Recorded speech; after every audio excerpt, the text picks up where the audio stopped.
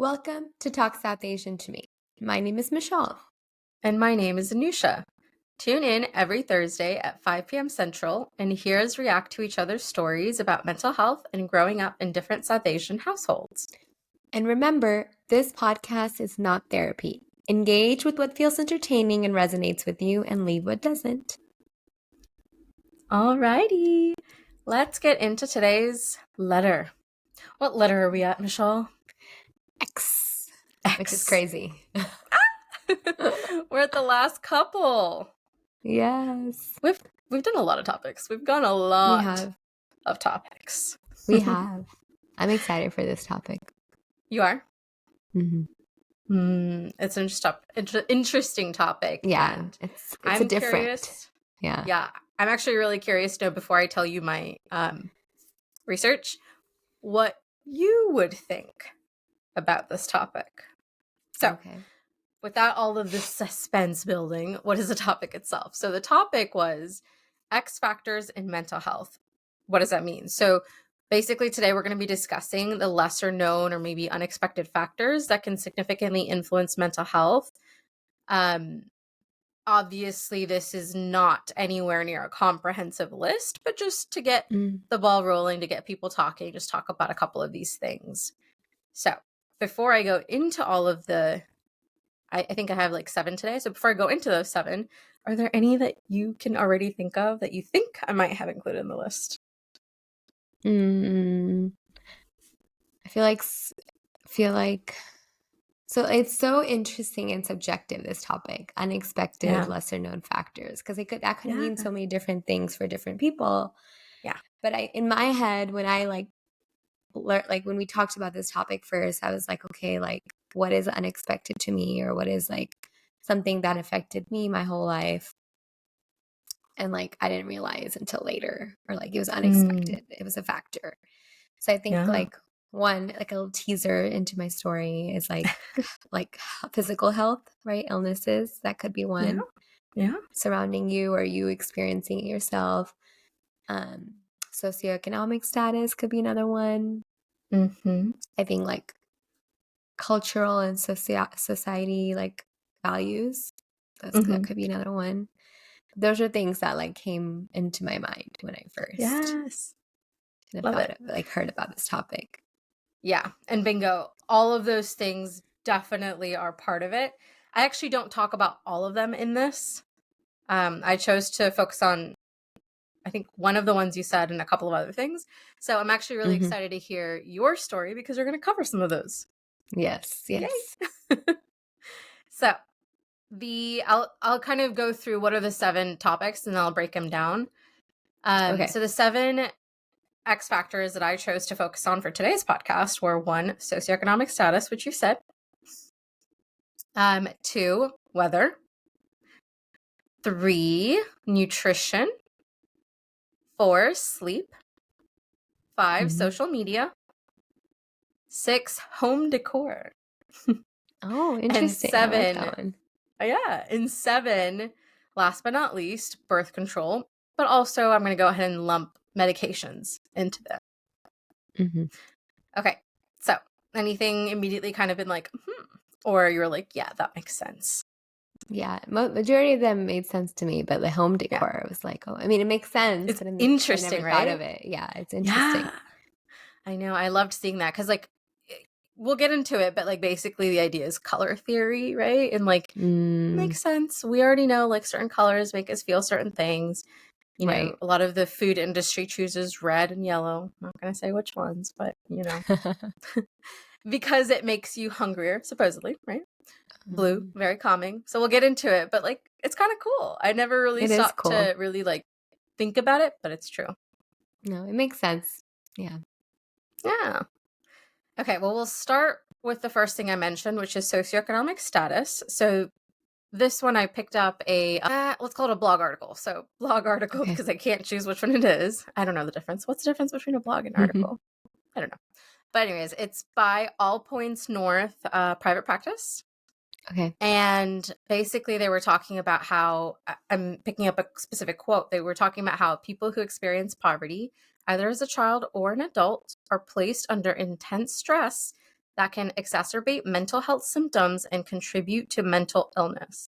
Just a few of these stressors faced by people living in poverty include, but are not limited to, food insecurity, housing insecurity, financial instability, and fewer mental and physical health resources. So, these stressors can, quickly lead to feelings of like anxiety, helplessness, hopelessness, depression, just to name a couple. Not to mention that people who typically tend to live, below the poverty line are more likely to engage in like harmful behaviors such as smoking, substance use, and low physical activity levels because of, time, energy, coping strategies, things like that, right? So low income communities often have fewer resources available to help support and treat mental health. And, as a result, back to what we're talking about, socioeconomic status really does play a really big part of having mental health issues, but also getting treated for those mental health issues. Yeah. So whether true. time, money, resources, whatever the reason may be. Which that one, not really surprising. I mean, that's, I think, hopefully something that we can all feel is like pretty direct correlation. Right. The second one I want to talk about is weather. Now, when I talk about weather and how it impacts mental health, I think most people who are aware of seasonal affective disorder think of seasonal affective disorder, SAD. Right. Fun fact. Well, this is not really a fun fact, but a fact. SAD is actually now considered part of major depressive disorder. I didn't know that. With the caveat of major depressive disorder with seasonal pattern. That's how it's categorized now. Gotcha. But I prefer SAD. Just, it fits. Yeah. So I read a Healthline article by Dara Mai, which was medical reviewed by Timothy Legg, who is a PhD in SID. And in this article, they talk about how typically SAD is talked about in relation to like during the winter time, right? So during the winter time, less sun, seasonal affective disorder occurs because you don't get as much sunlight. And, sunlight is linked to happier people, right? More energy, all those kinds of things. But more recently, guess what? More recently, they are talking about this in the context of it existing even in summertime, like intense summertime. Interesting. I've never heard that before. Interesting. And I don't know if you know, I feel like you know because you've known me for so long and I've always been sunlight averse, but I am very sunlight averse and heat averse. That is not, I don't thrive in that environment. I try not to go out too much in the summertime, which everybody's like, well, it's summertime, best time. But I'm like, cloudy, best time. Yeah. And I've always felt kind of like, weird for it because everybody loves summer.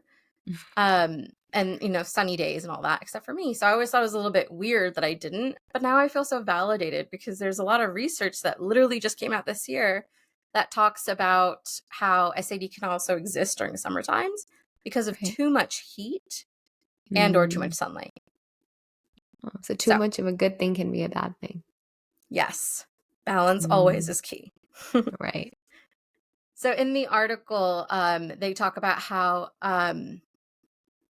whether it's winter or summer, basically in the winter time, for example, we'll start there. People tend to be, holed up indoors a little bit more than outside absorbing sunlight because it's too cold, because it gets night more quickly, darker more quickly. And as a result, that leads to a lot of like lethargy, sadness. Basically, the evidence is all about how the decreased sunlight affects our circadian rhythm. So, our sleep-wake cycle, which drops our serotonin levels in our brain, which affects our mood. So that's the scientific piece behind the scenes of why SAD is SAD. Gotcha.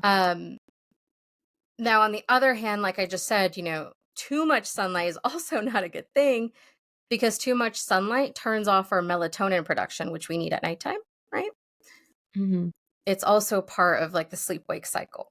But if we have too much melatonin, we need low melatonin to go to sleep properly. If we have too much melatonin produced by the sun, it's disrupting our sleep. So that affects again, the chemicals that we need in our brain at the right time. Okay, right. The interesting thing, though, and I've always kind of known this at the back of my mind, and I've always wondered, like, how is there not research on this? The summer heat, like the heat you feel, it makes people anxious and angry. Yes. And we're not talking about like just angry, like, why is my AC not working kind of angry. We're talking like flaring temperature with heat waves. Right? And we do see a rise in violence. Before. I feel like I've like, oh, like it's so hot. Yeah. Like I just almost irrationally. Can't take it. Yes. Yeah. And they basically talk about how it's like that. We do tend to be a little bit more angry when we're hot. And I've always wondered if there was a correlation before this article, before knowing about how SAD can exist during summer, because I genuinely think there is more violence in the summertime. I don't know if it's because there's more daylight. I don't know if it's because people are angry because it's too hot. I don't know. But there's a correlation. I've definitely seen at least an article or two, not scientific, just an article or two that talks about it. So that felt like a really cool thing for me to learn. That is interesting. Yeah. Makes sense. Exactly.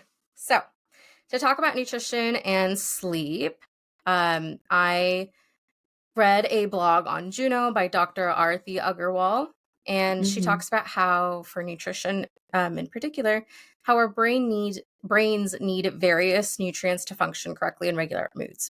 Makes sense, right? Yeah. So as a couple of examples, she talks about how omega-3 fatty acids are crucial for brain health, and a deficiency in it can lead to mood swings and depression. I didn't know that.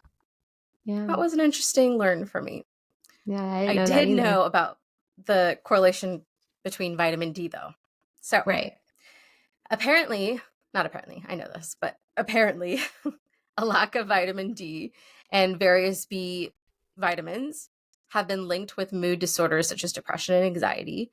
And even if not a mood disorder, it's definitely linked to just like lower levels of energy and just feeling really like low.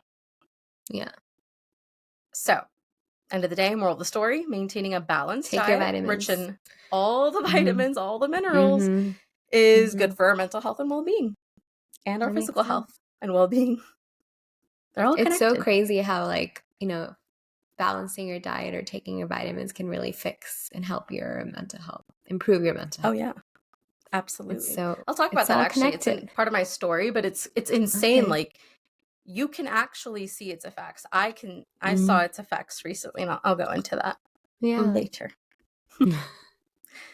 So Dr. Arati Agarwal also talks about sleep. We kind of got into that with the weather, but different side of sleep. So chronic sleep deprivation can lead to severe mental health disorders like depression and anxiety. Noticing a trend? A lot of things can lead to depression and anxiety. Right. It's the reason it's most common for people. Yeah. So quality sleep allows our brains to process the day's events, consolidate memories, remove waste from our brain cells, et cetera, and recharge for the next day. So this is a thing that, sleep is the thing that keeps our minds sharp and our mood stable. Without it, we're dysregulated easily. Yeah. Right? So, sleep well, eat well. Yes. Very important. Sometimes hard. Yes. Exactly. And then I found an interesting article by McLean Hospital or Clinic. I couldn't figure out if it was a hospital or clinic. I think they're both. That talked about social media and its effect on mental health. So the article talks about how social media has a reinforcing nature in that, it basically uses our brain's reward center that releases, the dopamine, the feel-good chemical. So the platform itself is designed to be addictive. But what that means is the other side of that coin is it can be associated with, anxiety and depression and other kind of physical ailments. Because like anything, there's two sides to the coin. Too much of anything is not a good thing. Especially too much of something that triggers a feel-good chemical artificially, and too much of it, right? What goes up has to come down. Right. We're constantly seeking homeostasis, right? So, the article quotes a 2018 British study that says that social media use decreased, disrupted, and delayed sleep, which, as we talked about a lot already, is associated with depression, memory loss, anxiety, poor academic performance in kids. And it goes on to quote that the earlier the teens start using social media, the greater impact the platforms have on their mental health. And that is especially true, apparently, in females. So we'll get into why.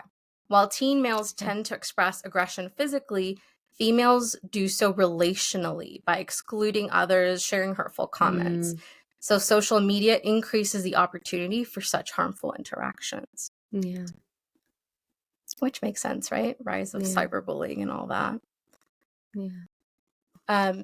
But the article also talks about, and it's not just, like teens and kids, adults are also vulnerable. In recent years, plastic surgeons have apparently seen an uptick in requests from patients who want to look like their filtered Snapchat and Instagram photos.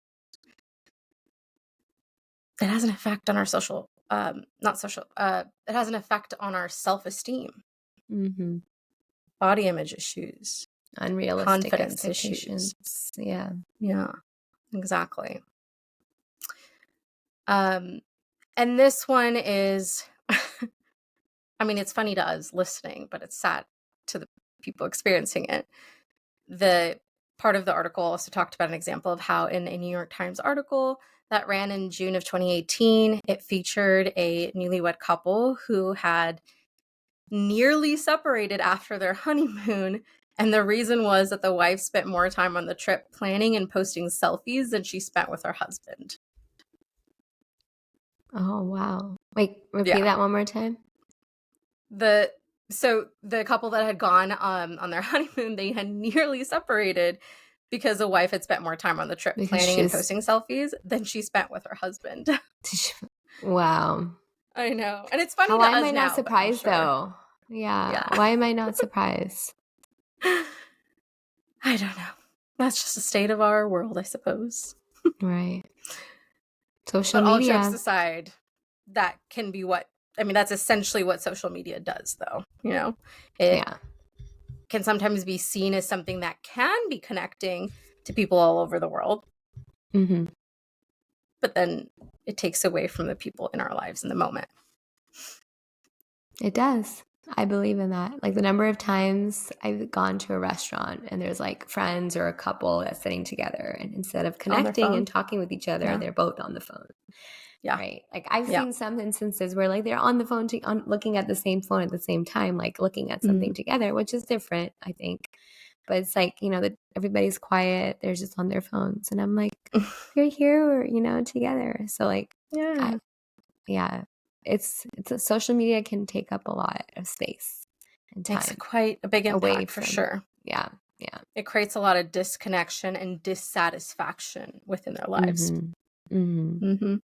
Yes. And there are ways like social media, I feel like, are beneficial, right? Like when it's like support groups or community coming together. But I think it's in these types of situations where it can take away from a relationship or, absolutely. create I think our theme for this topic today is the recognition that nothing is necessarily all good or all bad. You just need a balance of things. Right. Social media is not bad. Just need a balance. Right. Yeah. Okay. So, number 6, home decor. Exciting topic. Interesting one. So I read in a blog by psychologist Carlos Schaefer, and he talks about how home decor in your home is obviously like an aesthetic thing, but it can also affect your mental health. For instance, the color red has been known to induce anger in people and residents of houses dominated by that color. And the residents have often been perhaps a bit aggressive. I can't attest to that. I don't know. I've never seen a lot of homes with red. I don't know, being in red, what that would do to me. No idea.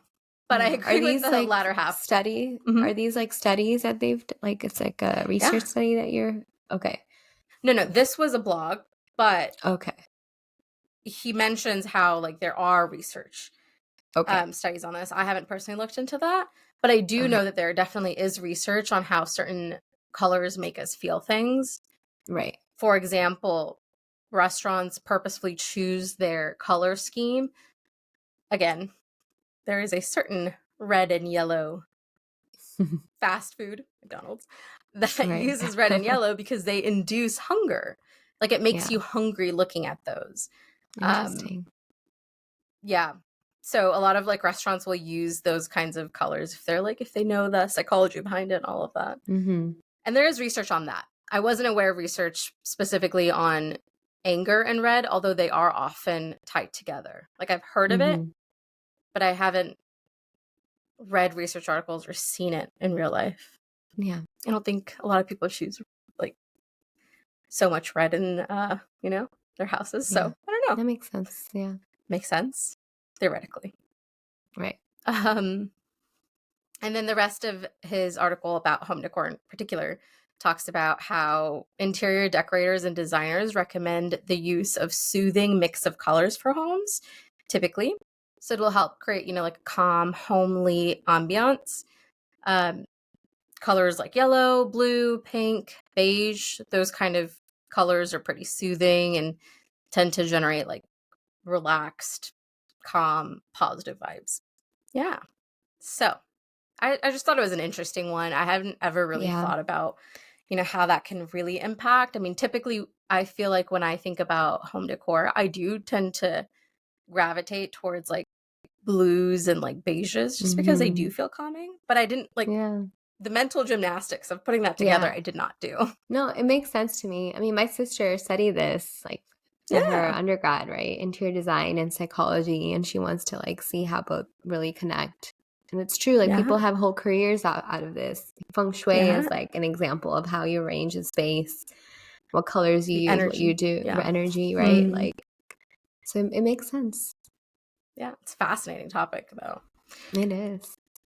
And then the last one for today, the 7th X factor, is birth control. That's the one that Carlos focused on, but I will go ahead and say it's not just obviously birth control, it's medications in general. I'm not going to say specific medications. I mean, medications have side effects, period. Right. And sometimes medications like anxiety medications, depression medications, ADHD medications, those are the most commonly used ones that, perhaps my clients might use. And, some of them do tend to increase anxiety, do tend to increase depression, do tend to increase a sense of like, people talk about like zombie-like states of lethargy and like not feeling like themselves, being under a haze, all of that. So medications, while they hopefully typically serve their purpose and function, can have these like harmful side effects. Right. That have a counter effect or like another outcome. Yeah. Which is why it's sometimes a little frustrating because you have to find the right medication for you, the right dosage for you, and that takes time. It does. And a lot of people can get pretty like fatigued around medication and not want to do that because of all of these issues. Yeah. Going back to what Carlos has talked about, though, he mentions how birth control, for example, does the job, but has side effects that can include unpredictable mood swings, anger, depression, etc. Essentially what I just said. Yeah. So that was the 7 I chose to focus on for today's topic. Okay. Having talked about it, anything kind of stand out at you, Michelle? Or you were like, yeah, those all make sense? No, I mean, some of the things that you said were like helpful to understand. I didn't know, right? Like some of them was like more surprising, like the research you shared. But a lot of the things like I've heard here and there, a lot of it is like, yeah, it makes sense. Like if you eat and sleep well, like you'll feel better. Or if you have balanced time in the sunlight, too much, too little is not good, but balanced time is good. So a lot of those things kind of make sense to me. Yeah, exactly. I thought so too, as I was reading them. Even if I'd never considered some of these things, I was like, yeah, why don't we know that? Why don't we talk about that? Right. Well, shall we talk a little bit about my experiences? Let's do it. Look back and reflection. Let's do it. So as I was reflecting, and I'll keep mine specifically to these 7, doing things a little bit differently this time when I share my story. I'm going to focus on the 7 topics and how those have or have not shown up in my life. Okay. starting with the socioeconomic status, I've already talked about how, like, when my parents first immigrated here, we had a very typical immigration story, $7 in our pocket kind of story, right? Mm-hmm. But when I was young, I didn't really, I was basically like living under a rock, essentially, because I was very shielded by my parents during those early years. So I Mm-hmm. didn't really feel the effects of the socioeconomic status, despite having grown up around, the '08, the recession, all of that, Mm-hmm. and other things. But post-college, I was trying to find a job in a different city with no connections right at the start of COVID, where everybody was, essentially scared that there would be another recession. So at that time, I was struggling to find a job, no connections, new city, just all of that, COVID, just all of that happening. Yeah. So I felt like there was just a lot of instability, financial insecurity around that time. Newly adulting on my own, made a lot of mistakes in general that I wouldn't do now.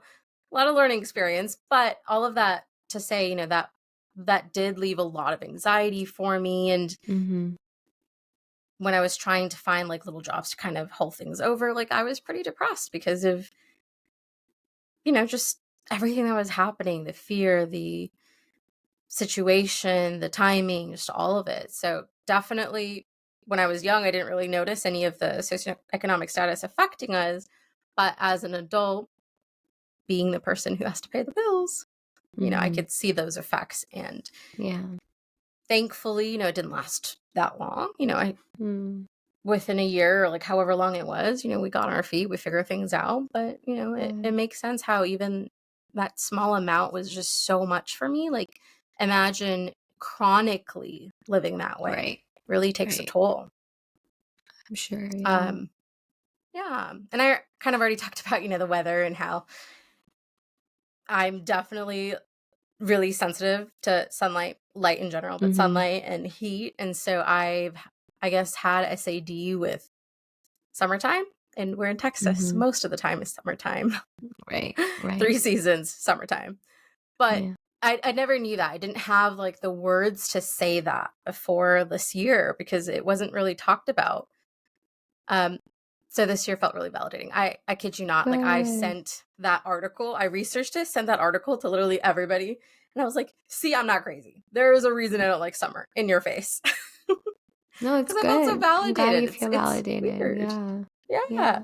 It's weird, right? Most people love sun. Literally, most people. Everybody. I wouldn't say it's weird. I just think it's normalized in our society to expect people to like love the sun when that might not be the case for everyone, right? We're all different. We all have different dislikes and likes, different tolerances and intolerances, right? Like it's okay to Thank you. not love summer.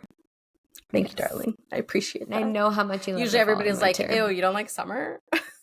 No. This is why I love you the most. And I know how much you love the fall and winter. You like love it. So oh girl. Yes, I'm a very basic fall girly. No shame. No, I love it too. So that, as I said, that's been my experience with the weather piece and how it affects my mental health. As far as nutrition goes, last summer, I think, or maybe a couple summers ago, I don't remember, I was like really, really vitamin D like deficient.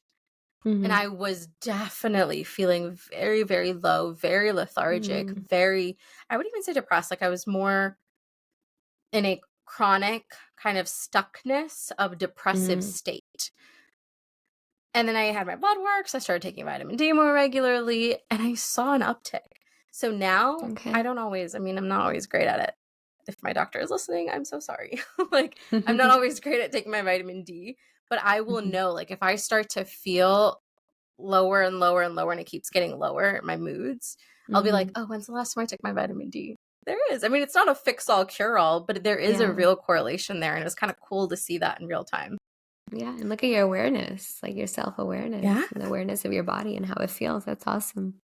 I know. Good job, me. Little me. Good job. Had no idea I could do that. Go on, Nisha. The other thing I've noticed a lot is with sleep. So I'm a late owl. I am not a morning person, We as know you you're a know. late owl. Those 2 Yeah. a.m. text messages, you get caught Yeah. red-handed. I'm sure as you hit send, you're like, Michelle's gonna see this 2 a.m. message and be like, "What were you She's gonna call doing?" me out. She's gonna Yeah, call me and out. I do. I know, I love it. I'm like, I don't know. I'm just reading. Oh, it's my nerdy answer, but my guilty pleasure. I'm usually up late reading, unless, we're with family or whatever. But regularly sleeping late. So most recently, I just got back into reading, right? So as of this year, but in general, I've really ramped it up and I've been reading like a lot, just like devouring books. And Yeah. most recently, like maybe 2 months ago, 3 months ago, I noticed how I was staying up really late reading. And I did that for like maybe a week straight, I think. Wow. And I noticed that for like right after that, for like no reason, I couldn't identify a reason, I felt really irritable and just low and like kind of depressive state. And like Adi kept asking, like, what's wrong? Like, why do you feel this way? And I'm like, I don't know. I have no idea. And then I saw something on TikTok. I know. But I saw something on TikTok and it talked about how not sleeping well can lead to like just feeling depressed and irritable. And I was like, oh my God, that's me. Can't show your Adi. body He'll needs never let me sleep. stay up late. Your body needs sleep. It's important. It's a basic necessity, which sometimes can be a privilege too, right? Yeah, of course. A lot of these can be, I think, that we're talking about. Okay. Last couple. Social media. I have to say, the social media thing, I haven't really let it affect me, thankfully. I feel like I have the thoughts that everybody has, about self-esteem, confidence, body image, even those thoughts sometimes.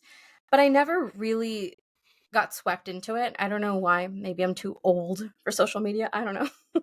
But I never really got swept into the whole, like, putting my self-worth into the social media, like spending a lot of time on social media. Because the way I see it, we always want to celebrate and post the good times, but we never really want to post the bad times. So it's not an accurate portrayal of people's lives, which is why I don't, and I haven't let it affect me. But it is something that's, really big, and I know it affects a lot of people. So yeah, moderation, people, balance, moderation and balance, all about that. Yeah, all about it. As far as home decor goes, like I said, I've never really experienced it with certain colors and things like that, but I do tend to gravitate towards like calming blues and beiges. Yeah. Whites and blacks, although I don't know what white and black color kind of make you feel. I'm not quite sure. Calm, I hope. I think. Yeah, I don't know. And as far as, did you say something, Michelle? No, I just said I don't know what white and black like psychologically induce. Yeah. No. Good question maybe for our listeners if you know. Yeah. Yeah. I want to look it up. Maybe we should post these in our stories when it comes out. Yeah, we could do that. Colors and their feelings. Right. And as far as the last one, the birth control, without being, too explicit and like going into my whole life story here, I've definitely had experience with birth controls and medication specifically, and how it can really like mess up your hormones. It's disruptive. Yeah, really disruptive. And especially most recently, I've talked about this with you. I've cried about this with you. Most recently, when I got on birth control, I was getting on it after a really long time of not being on it and being just like my hormones were completely out of whack. And so when I finally got on it, I had huge mood swings, particularly anger. Anger like I have never, ever, ever experienced and never, ever behaved. There were points where I would get really triggered and literally scream at the top of my lungs, hurt my throat, stomp away. And then when I realized what I was doing, and I couldn't control the anger, that like it kind of stayed for a while, try to walk it off. And like when I finally did, I would break down crying because I was like, what is happening to me? This is not who I am. I can't believe I just yelled like that. I can't believe I said those things. I can't believe I acted like this. Who is this person? And it was a very, very like stressful, emotional time. But sometimes that's what it's really hard. medications do. These side effects are like They're insane what they do real. to your body. Yeah, these side effects are real. People Yeah. do feel them. Yeah. I'm sorry Definitely. that happened. That's can't Yeah. imagine what you were feeling or like, Oof. It was rough. It was rough, but Adi was super understanding and he didn't let any of it affect him. He was just like, okay, I know what this is. I'm not going to be bothered. Because we did talk about it. We talked about how good. once I calmed down, like I was able to recognize, like, I think this is like the medication. And so Yeah. we talked about how I don't have as much of control over my emotions as I usually would. And like, we set some boundaries around, like, please don't let me, like, don't take it, walk away, or just kind of recognize I'm not necessarily in control here. And so he really didn't, he was really great about it. He didn't take it to heart or hold it over me. But I really was like, wow, you're such a bad person. Like I had a lot of things right in there. Yeah. But yeah, those were my experiences with these 7 X factors. No, I thought your research was really, really good and informative. And I love that how like you did your story a little differently. You changed it up for our listeners and kind of went one by aligning it with the little research. tidbits.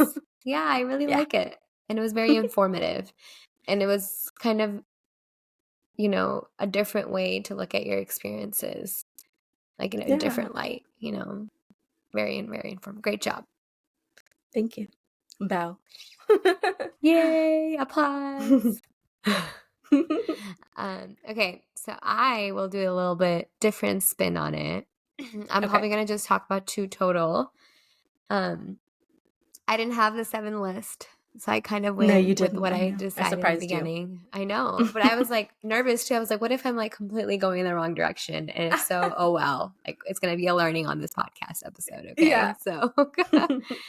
So when we first decided this topic and I was thinking about it, like, okay, lesser known or unexpected factors, again, that's very subjective. Like we don't know, like it could be different for everybody, but I was kind of like, okay, what does it mean to me? So I'm like, okay, what do we know? What have we also discussed so far already, like in this podcast, right? When it comes to mental health, like attachment style, parenting style, cultural values, expectations, intergenerational trauma, right? Like those are the few things that do affect mental health, and we've talked about.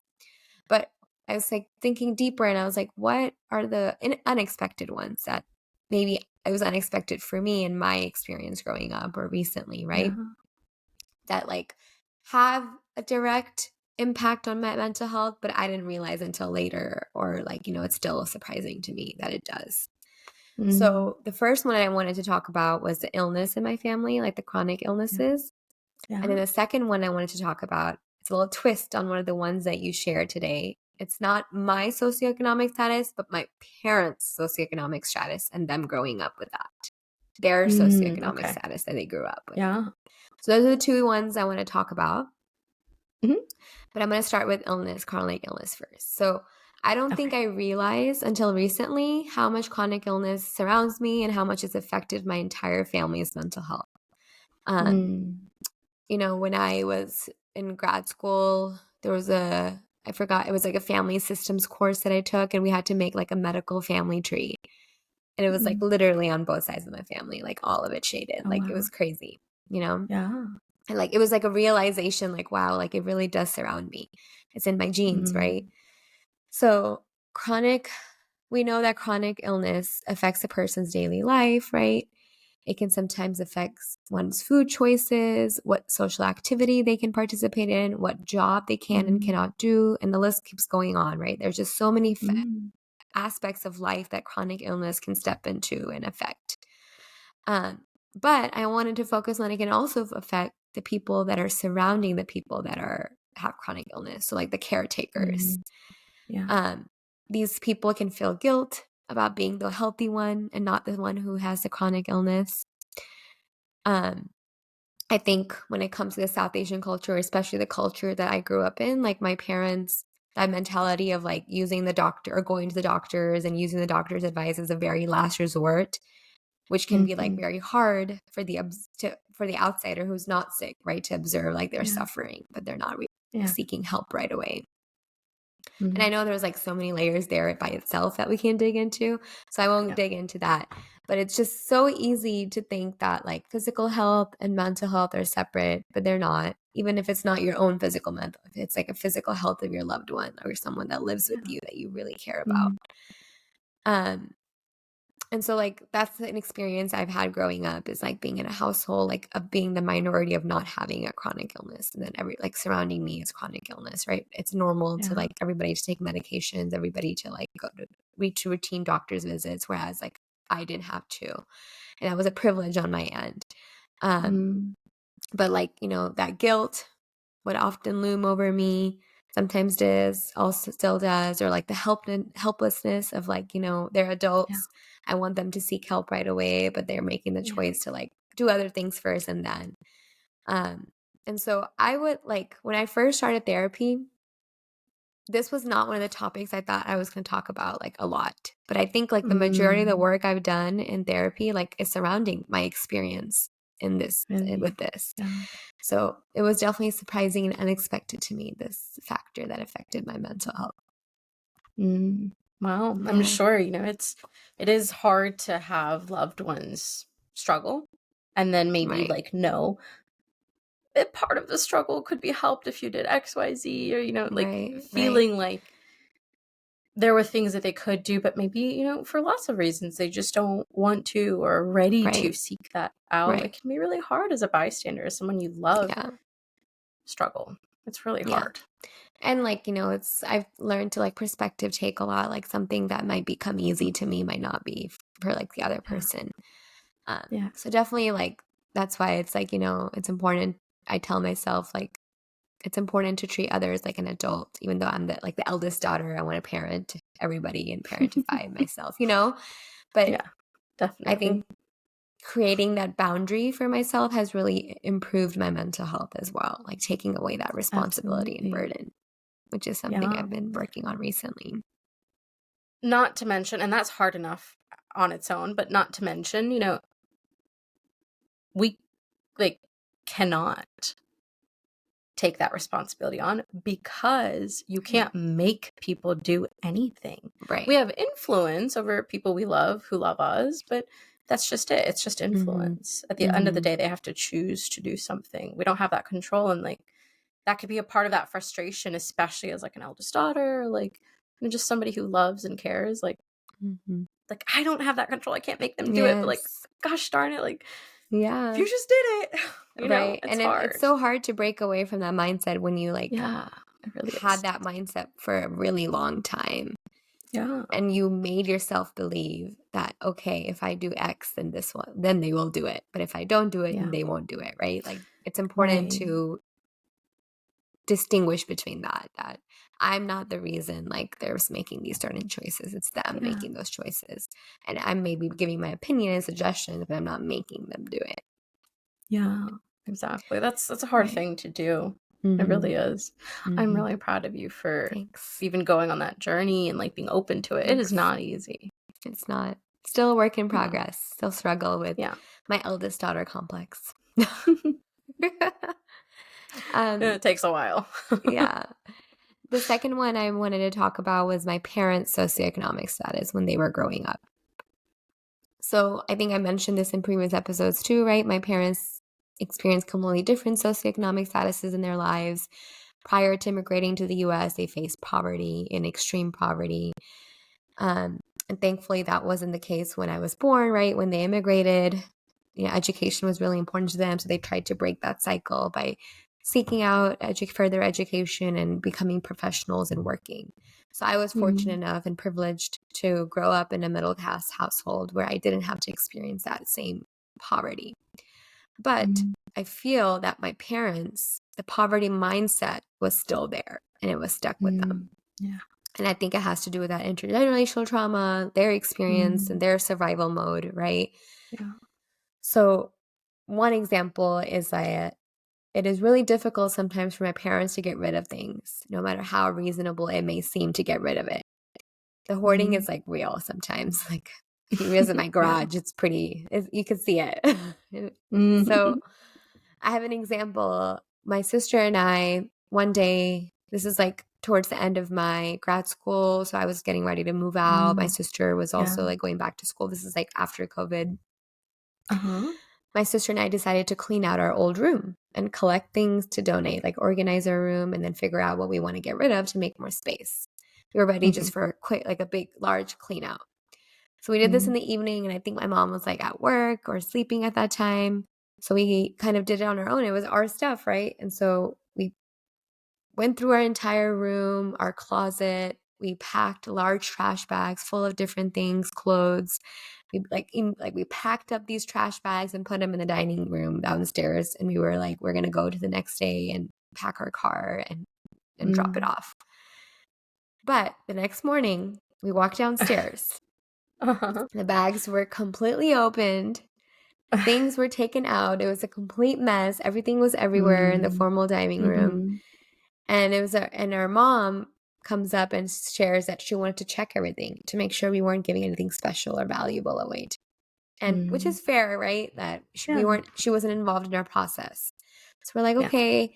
And so she ended up putting things to the side that didn't feel like my sister and I didn't feel like there was a use or sentimental value, but she had a sentimental attachment and a use for it. And we would ask her like, okay, like, what are you going to do with this? And she was like, I don't know. Like some things were like broken, you know? Yeah. But I understand like there was that sentimental attachment, or some things were like unreasonable. Like we had newer things of that, but she was like, no, we can still use it, right? Like that mindset, like let's not waste things. So the only thing she let us take to donate were our clothes after she went through all of those too.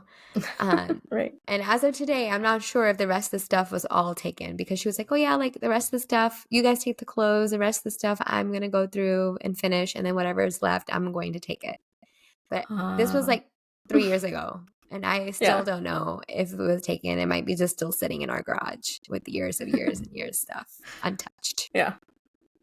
Time to go on a scavenger hunt in your garage and figure it out. Right. And then just to like tag on to another example for like my parents' socioeconomic status was like accepting gifts or like more valuable or expensive items like jewelry or like purses. That was like something that's really hard for my mom and my dad. Yeah. And I think I adopted that mindset too, like because it was normalized in our household. And so even till recently, like I would have a hard time accepting anything as a gift that's like, you know, higher value or like nicer than I would buy for myself. And instead of showing appreciation, I would just question it and get mad about the person spending too much money on me, even if it was like a one-time thing, right? And then this would sometimes make the other person feel sad or unappreciated, which then would make me feel disappointed at myself. So it was just like, you know, affecting my relationships. Yeah, affecting my relationships, affecting how I feel afterwards. And so, right, this mindset was normalized growing up, but I didn't realize till recently like how it can affect people and relationships and your loved ones. Yeah. But, you know, I've seen this pattern many, many times with my mom, and until a stage she does this, right, that when she would get gifts from people, she would kind of collect it and not really use it or utilize it because she's not that mindset, right? Like it's something so valuable, I'm not going to carry it with me, or I'm not going to use it. But so these are some unexpected factors that I feel like affected my mental health. Yeah. Well, thank you for sharing that. I know, when we talk about these kinds of things, especially as it relates to family, it's not easy to reflect on and talk about its impact on us, even. Right. Big hug to Michelle, you. Not little you now. Thanks. I feel like a lot of times we're like, oh, go little us, but go you right now. Yes, you too. I'm dying. Oh, it's hard, but you know what? It's okay. We're works in progresses. We're works of art in progress. There we go. We're canvas in progress. We're making our masterpiece. Constantly making some mistakes, but as Bob Ross says, mistakes are, what does he say? Oh, such a famous quote. Wait, it's like my favorite thing. I don't think I know what you're talking about. Ooh, I need to send this to you. Okay, so you know who Bob Ross is, right? The painter? Yes. He does inspirational painting videos. Like you can find them on YouTube and stuff. I think YouTube, probably. Okay. And this is such a beautiful quote. I can't believe I'm blanking right now. But he talks about how mistakes are happy accidents or something like that. And Oh, I it's feel just, like I've heard that quote. yeah. Mistakes are happy accidents. I don't know if I'm misattributing that quote to him or if Okay. that's somebody else, but We're gonna have to look it anyway, up he has a after. beautiful quote around mistakes, and damn it, I'm gonna need to go look this up because it's gonna kill me, and I'm gonna send it to you. I'm gonna be Okay, like, check it out. please do. I would love to see it. All right, my rambling aside, I feel like this was a fun, light kind of Yeah, podcast today. It was a nice I change of liked pace. it. Sometimes we talk about Yes, heavy things. yes, I Hmm. liked it. You ready to wrap up? Yes, ma'am, I am. All right, our favorite fellow listeners, if anything resonated with you or if you would like to share feedback or thoughts with us, you can reach us at our email, talksouthasiantome@gmail.com, or you can also DM us at our social media. Our handle is at talksouthasiantome. We would love to hear from you. All right, that's a wrap. Bye. Until next time. Bye.